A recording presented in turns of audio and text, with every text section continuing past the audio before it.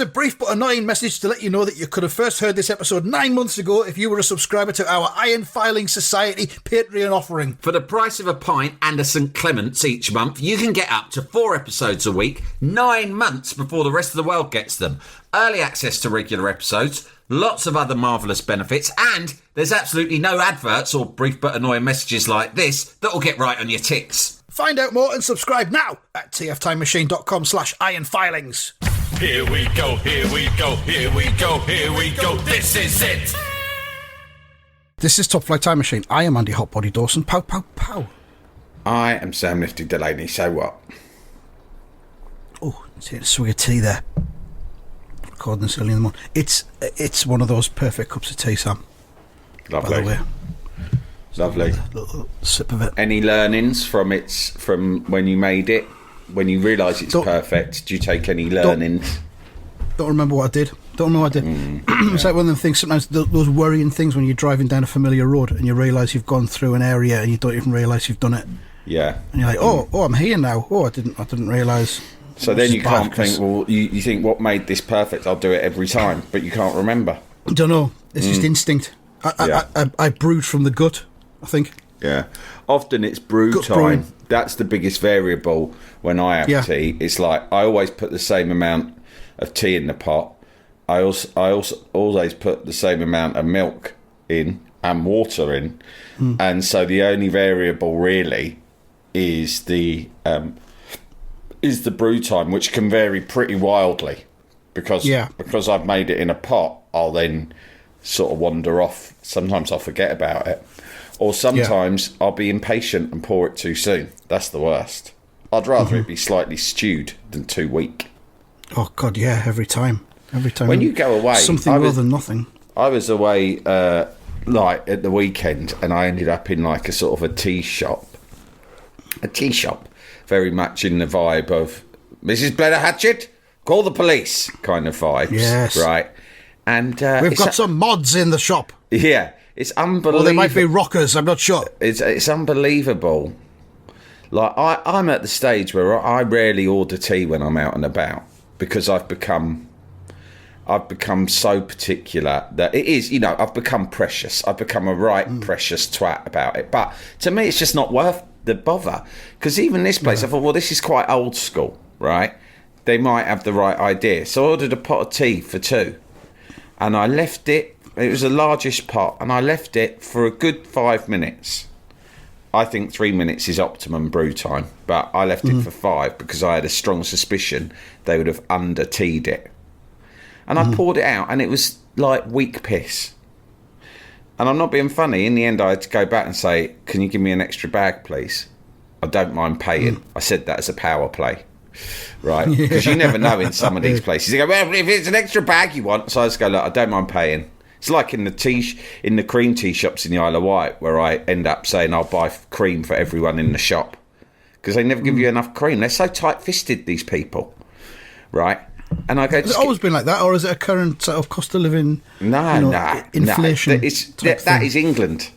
That is England. That's England. It's mean-minded, petty-minded people, right? That is our island folk are like that, right? There is no joy or generosity in day-to-day life.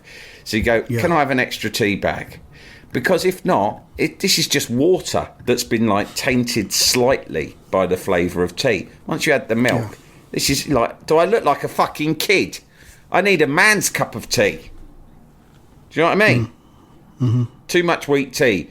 Tea shops of Britain, if in doubt, put an extra bag in. In fact, put fucking 2 in. It's only a tea bag. It's not going to fucking kill you. Yeah, this is true. My son did his work experience week this week, and one of the things that he came up with, which is the most important thing from the week, was, Dad, tea's really important when you're working, isn't it? Oh, yeah. And I was like, yes, son. Yes, it is. Well observed. You just got to be at the tea all day. But that's all right, because there's an element of control if you're making it. Or even if it's a colleague and you can brief them quite specifically, Actually, well, I'll tell you where he did his work experience because it's over now. No one's going to go in there and try and stalk him. He did it at Pop Rex. Right.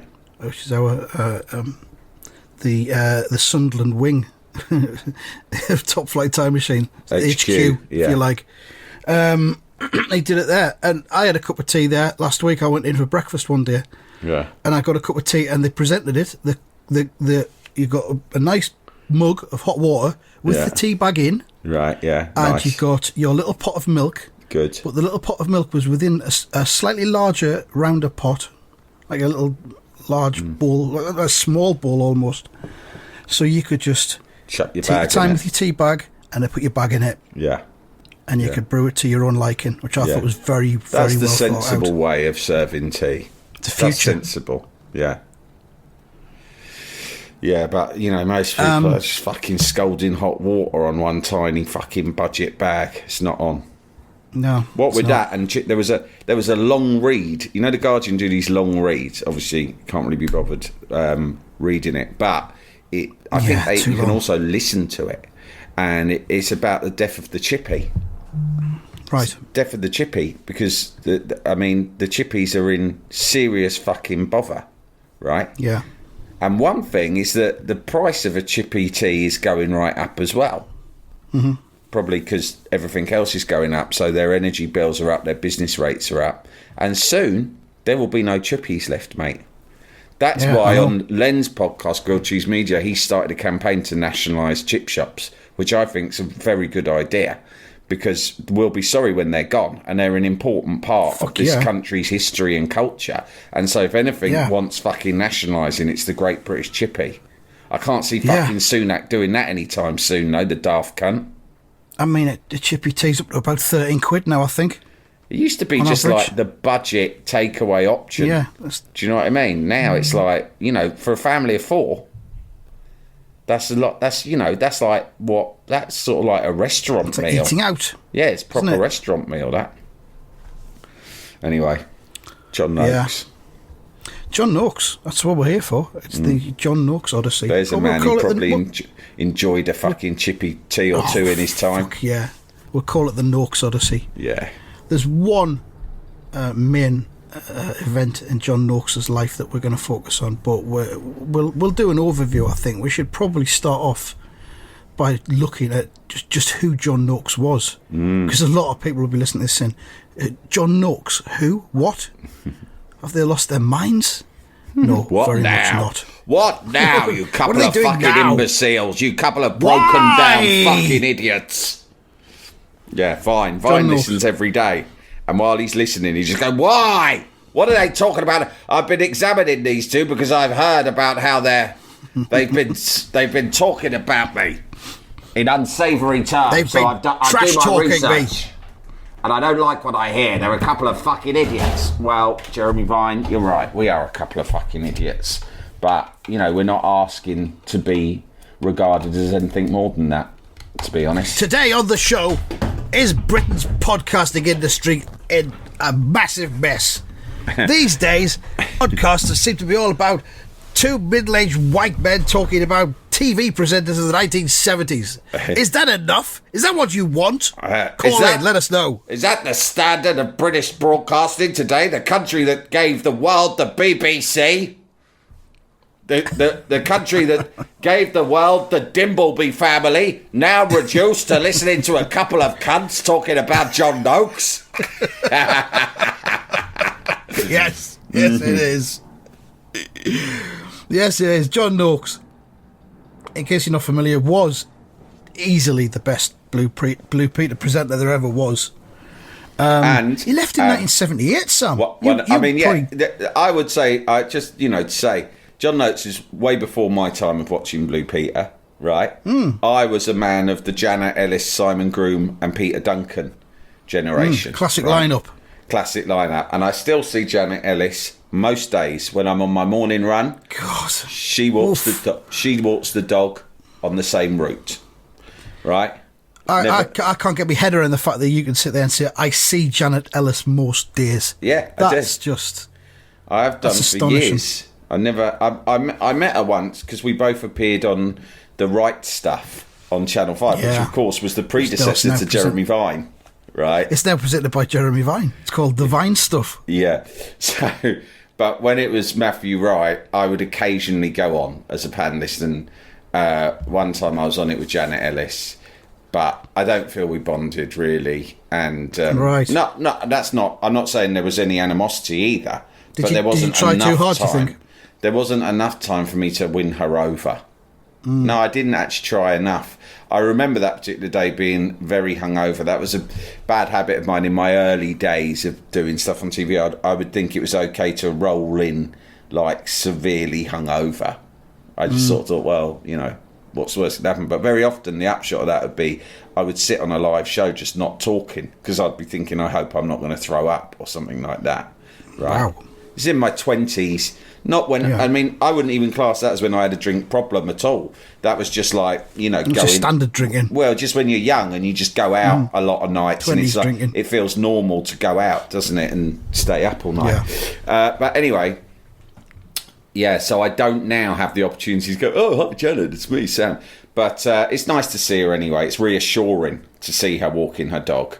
And it, you know, it probably means nothing to her. But unbeknownst to her, it means the world to me to see Janet Ellis. But John Noakes was before my time, but it doesn't matter because when I was a kid, he was doing Go with Noakes, which was a absolutely wonderful, life-affirming show to watch in the daytime if you were ill off school or whatever. It was his solo project, wasn't it? It was his solo project, yeah. For many people, they prefer his solo stuff. Do you know what I mean? He was like Weller. To the band. He was like Weller. Some people like the solo stuff even more than the stuff that he did with the Jam on the Style Council. John. So he was before my time, but he was just in the 80s, even though he was past his Blue Peter heyday. If you grew up in the 80s, everyone knew John Noakes was anyway, because he was just part of the cultural fabric, wasn't he? He certainly was. A little bit of background on him. Left school at 16, joined the Royal Air Force as a mechanic, and the following year his mother married a Canadian big band trumpeter Alfie Noakes, and John took his surname, and then he worked for BOAC as an aircraft engine fitter, but then decided to become an actor. Took lessons, got some work, appeared in a TV police drama series called Red Cap in 1964. Then he was in Broadway. He went to Broadway for 6 months in a production of Chips with Everything. Here we go, we're back to chips. Yeah. We're back to chips again. But I think chips are crisps on Broadway. Yeah. So that's confusing. That is confusing. Unless it was about someone called Chips. I don't know. Because that's an American name, isn't it? Or Chip. Noakes moved back to Surrey, met his wife Vicky after the Broadway thing, and then he appeared in the 1963 BBC television adaptation of Chips with Everything. Wow, I wonder if that's survived. Appeared in a couple of other things on TV, and then got the job of Blue Peter presenter. Biddy Baxter needed a third presenter to join Christopher Trace and Valerie Singleton, who were very much the 50s and 60s Blue Peter leaders, because it went to a twice weekly format from single weekly, so they needed a third presenter. Biddy Baxter spotted Noakes. See the way, at the Phoenix Theatre in Leicester. You see the way that you used the word leader there, right? And it made me think, like, when you say leaders, it's like a cult. And Blue Peter was like no, a very... don't go saying that Blue Peter's a cult, Sam. That's silly. Very British cult. And Biddy Baxter was deranged lead. Its deranged, charismatic leader. She was our Reverend Jim Jones. Or David Koresh, I think. Jalapeño. I might be misremembering this, but didn't she once get everyone inside the Blue Peter studio at Television Centre and arm them all and lock all the doors and say that, and it was something like she started making demands. That was it. She said she no longer recognised the British government or state, and she would no longer abide by any of their rules. And she announced all of the men, from Noakes to Purvis to all of the cameramen and producers on the show, as her husbands. Yeah. And then she threatened to kill everyone indoors. But I think I think they sent in like special forces. And They sent an SAS. sent the SAS in with through tear windows. gas. It was live, wasn't it? Didn't they get it live Yeah. on the television news? It was live, but the recordings mysteriously vanished from the archives quite soon afterwards. Yeah, so it never goes on There's the a history of the couple of- BBC programmes. There's a couple of off-air recordings that people have made who watched it at the time just on VHS, because it was in the early days of VHS. And every time someone puts them on YouTube, they disappear like within 30 minutes. Wow. But 'Cause there was a if call you know as the well. right people, Yeah. the copies trade online. Daily Motion? You know, on No. on tape. Yeah, no, they're not even on Daily Motion. They can't even. They doesn't even stick to that. Every time they go online, whatever it is, they get taken down. But they came in from. You don't know if you've ever seen the BBC studio, but they've got incredibly high ceilings. Yeah. Where they've got all the wires and everything, and the machinery and sets come down from the sky sometimes. That's where the SAS came in, on those wires that are in the really high ceilings. And Baxter and the rest of them were watching the doors, but SAS came in from the ceiling, tear gassed them. Or didn't they drop those smoke bombs in? So everyone Yeah. else became, obviously the SS had their masks on. So Yeah. I and thought the they show did went off air well. for- Not many people died. I thought they did well to capture Baxter before she turned the gun on herself, and they Yeah. didn't. I think they winged her. That was what I Yeah. heard. They winged her, and then they just captured her and took her away for questioning. And it was all kind of resolved. She was back making the program by the end of that month. The show was back within 10 days. Yeah. Yeah, they didn't speak about it, They but it was calmed back her on down. 10 days later. Same presenting lineup. Yeah, and they nothing calmed. was They said just about it. spoke to her. I don't know who, whether it was like someone from the Home Office or whatever, or from it was probably Special Branch or something like that. Apparently, they just spoke to her and they convinced her to just drop all her plans to like sort of set up almost like a separate, independent state within a state, and just concentrate on making kids TV. I mean, I don't know, but the rumour is that everyone there was hypnotised and or brainwashed, if you like, but hypnotised into not even realising what they'd done, and they just A lot of them don't remember. carried on. Yeah, it just wasn't even a thing as far as they were concerned. Which proved for the Fascinating best, times, I think. wasn't it? I don't approve massively of hypnosis of Not people. mass hypnosis, not of a whole television crew, production team. No, but I think in that case, for continuity, it's what they had to do. Yeah. And it's for the best. Things were heading that way with News Thing for a while. But it wasn't me doing the hypnotising. There was other powers at play there. And that's why we had to get out. Yeah, you got to be careful what you say, I think, with that, don't you? Because a lot of those people are still At active. large. Active, yeah. Yeah. So, Biddy Baxter had spotted John Noakes in... he was playing Willie Mossop in Hobson's Choice. Did you do Hobson's Choice at school? Nah. Did you read Hobson's Choice? Oh, we did. And we got to watch the film as well. It's brilliant. So he was playing Willie Mossop, which is a good character. He's a very simpering man, downtrodden. And he joined Blue Peter 30th of December 1965, just before the turn of the new year. Then Peter Purvis turned up in 67 to replace Christopher Trace. And it was Val, John and Pete till 72. Valerie Singleton then left. Leslie Judd joined the team. Now we've got history with Leslie Judd on the show. My family connection, yeah. My father Your lost father her on a horse lost once. Leslie Judd on Run horseback away. once. Runaway Judd. We've lost Leslie Judd! Do you remember the bit where the producer was Scout crying? the woods! He was crying, and my dad went, "What are you crying for?" He went, "Oh, I won't. I'll lose my job over this. You can't lose Leslie Judd. Don't be ridiculous. We'll find her and we'll cover the whole thing up. We'll hypnotise her." You did remember to fit the tracking device onto her, didn't you? I thought Biddy Baxter chipped them all the moment they got on board. Hey, here's a little life logistics. I've just been watching BBC One's regularly excellent morning live show with Gethin Jones and a rotating crew of female presenters. Right. Gethin's girls, I call them. I've never seen the show, but I'm now imagining it. It starts like a musical, and he comes out in a 70s style sort of like taupe tuxedo, and all these dancing girls sort of gather around him, and they do a routine. They're all high kicking, and they've got feathers on and all that.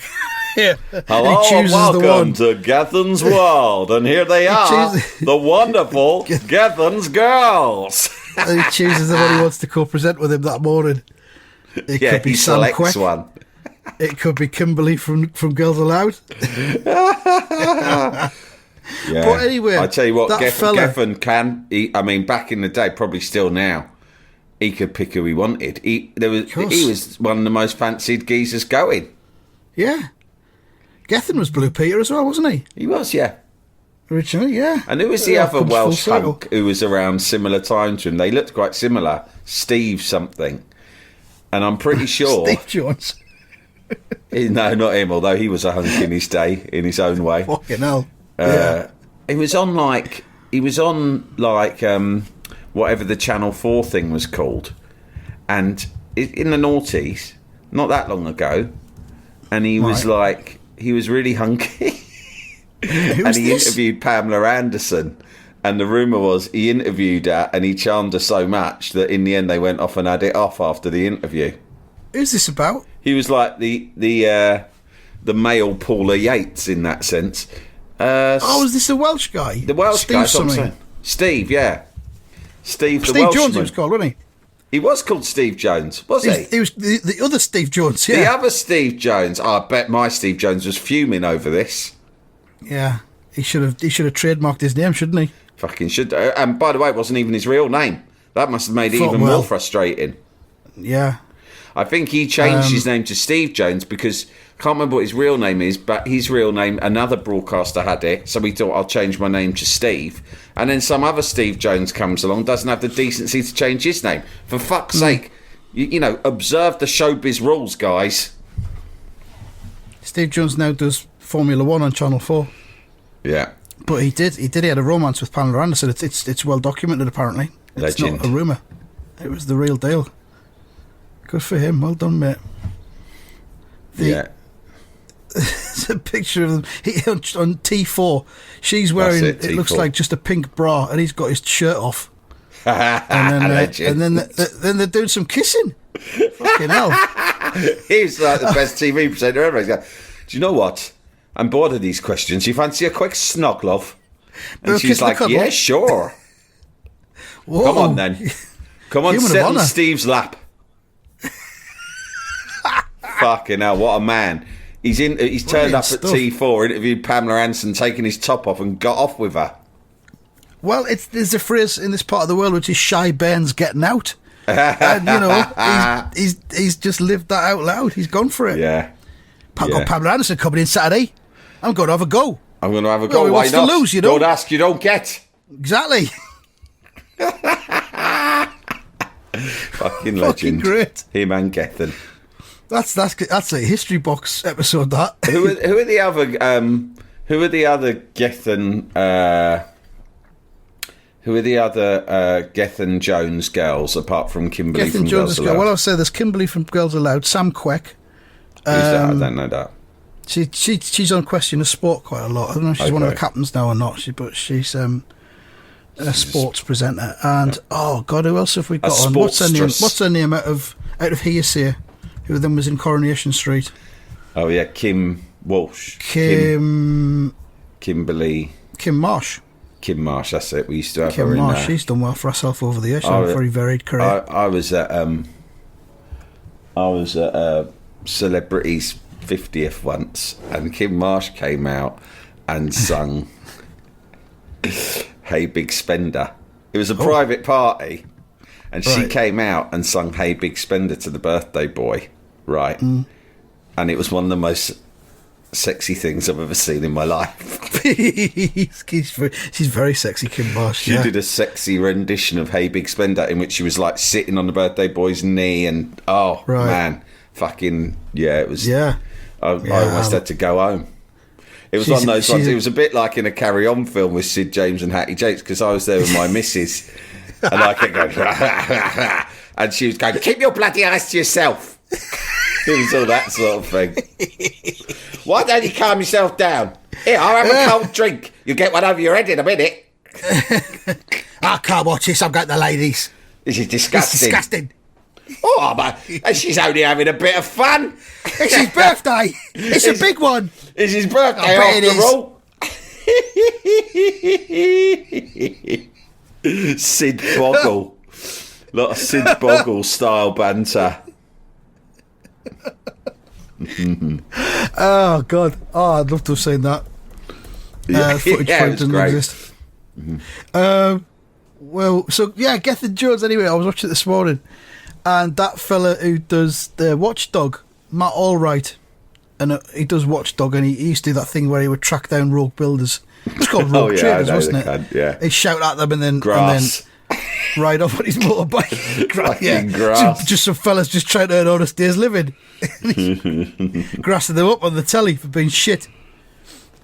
He's on there sometimes, and he was saying, talking about lost luggage.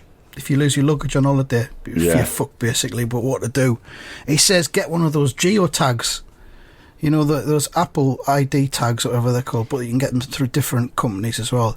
And put one of them in each of your suitcases. They're what stalkers use to track their women, you know, to see where they're at and what they've been doing. Yeah. We'll put one of them in each of your suitcases, so if it goes missing, you can tell the airlines where your suitcase is. Yeah. So I just bought a pair. I'm going to stick them onto one of Cookie's collar, because she keeps fucking off all the time. Yeah, good idea. So I'm going to attach one to her collar.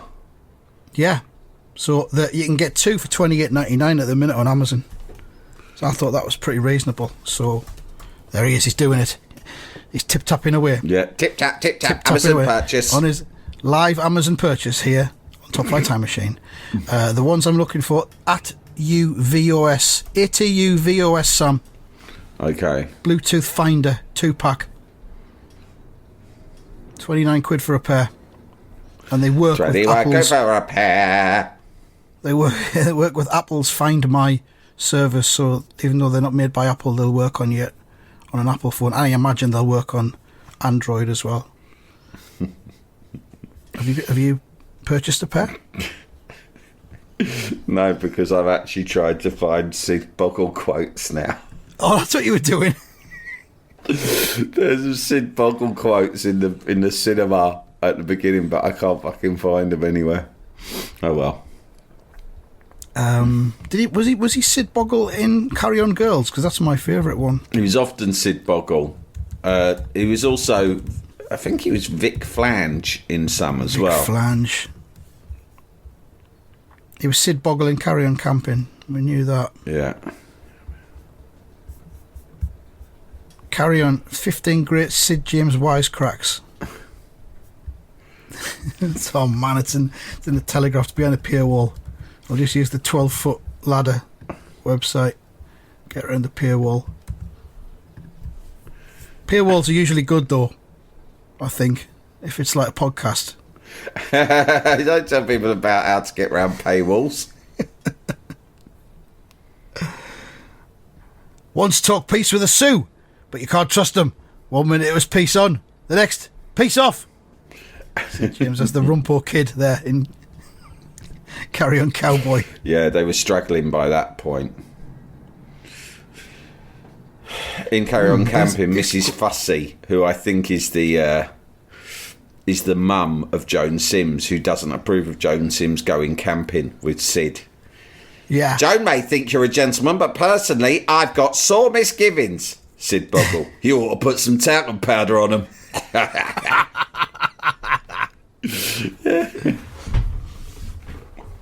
Yeah, anyway, where are we?